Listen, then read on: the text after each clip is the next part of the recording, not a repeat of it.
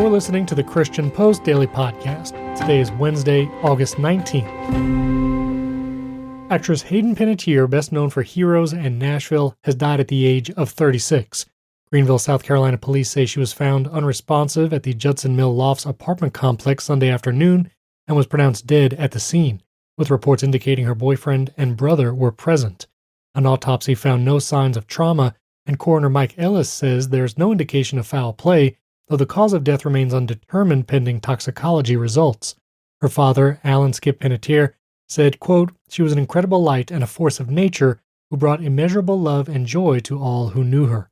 Panettiere rose to fame as Claire Bennett on Heroes, later earning 2 Golden Globe nominations for Nashville. She recently released a memoir, This Is Me, A Reckoning, and is survived by her daughter, Kaya.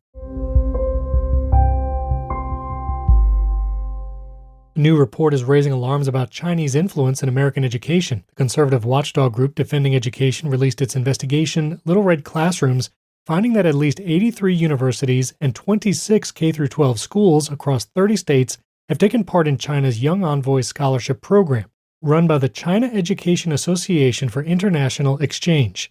These aren't just cultural trips, said Reagan Dugan, the group's education initiative director.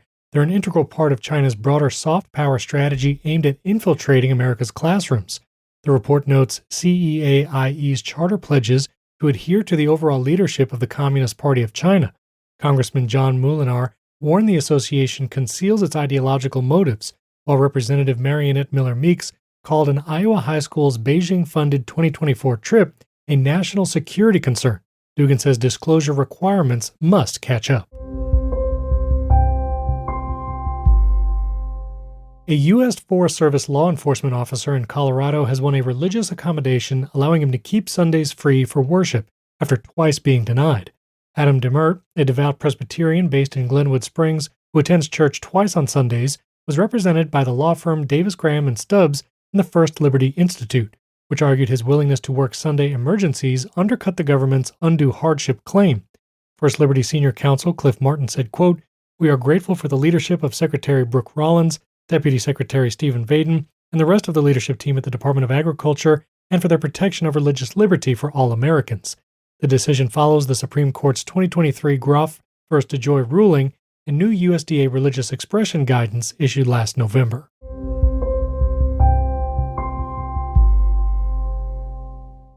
This episode is sponsored by CrossMap. Looking for a place that fills your soul and strengthens your faith? Visit crossmap.com. Your trusted source for inspiration and life-changing stories from people of faith. Have your own story to tell? CrossMap Blogs is a welcoming place to launch your own blog, publish your testimony, and share stories that glorify God and edify His people. And while you're there, sign up for the CrossMap Daily newsletter and get top Christian videos, inspiring devotionals, and stories from other content creators to strengthen your faith delivered straight to your inbox. Be encouraged, be a part, be blessed. Visit crossmap.com and you can click that link in the show notes below. Our thanks to CrossMap for sponsoring this episode.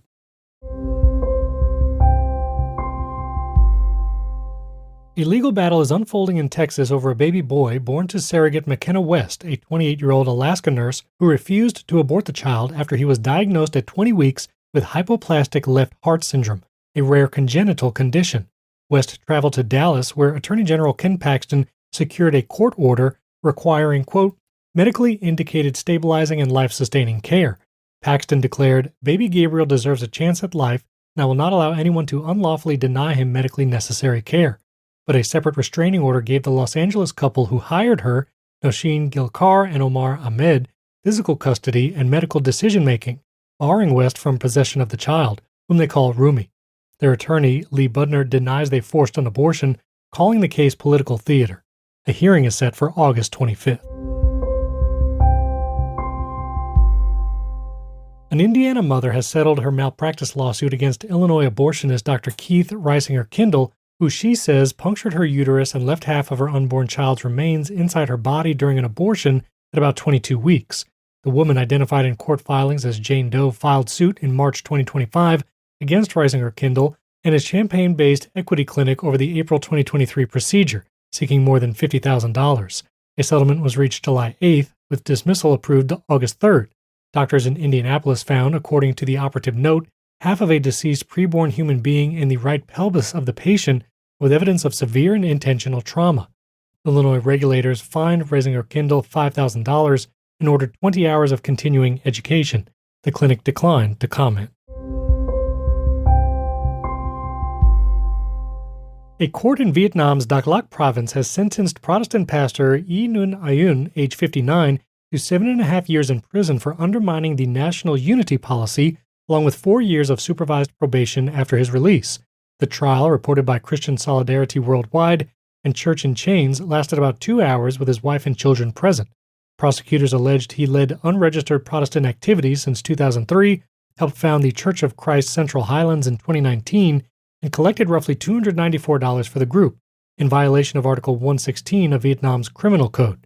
CSW President Mervyn Thomas said religious minorities are mischaracterized as wanting to foster anti-Vietnamese and separatist sentiment, when in reality they are simply seeking the right to practice their religion of choice in peace, calling for the pastor's immediate release. Kansas Democratic Senate nominee Adam Hamilton, the megachurch pastor of Resurrection Church in Leawood and author of more than 30 books, says conservative evangelical voters are part of his coalition as he takes on Republican incumbent Senator Roger Marshall. Announcing his statewide Leading from the Middle tour Monday, Hamilton said the effort is about trying to bring people together, left and right, Republicans and Democrats, to work to solve really big problems. He said he's, quote, already hearing from many evangelicals saying, "We're supporting you," adding that his message centers on loving your neighbor as you love yourself, and Micah 6:8's call to do justice and love kindness. A theologically progressive Oral Roberts graduate, Hamilton is running as a pro-choice, anti-tariff Democrat, dedicated to leading from the center.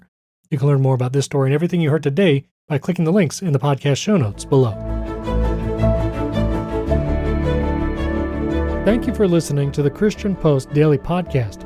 We encourage you to follow the show in your podcast player of choice, Apple Podcasts, Spotify, or third-party podcast players like Overcast and Pocket Casts. You can also download the Edifi app for free and listen to all the podcasts on the Edifi network by clicking the link in today's podcast show notes. We would also appreciate a 5-star rating in Apple Podcasts and Spotify to help us reach a wider audience with the Christian Post Daily Podcast. You can also subscribe to our daily newsletter and get the top headlines delivered to your inbox by clicking that link in the show notes as well. Thank you again for listening to the Christian Post Daily Podcast.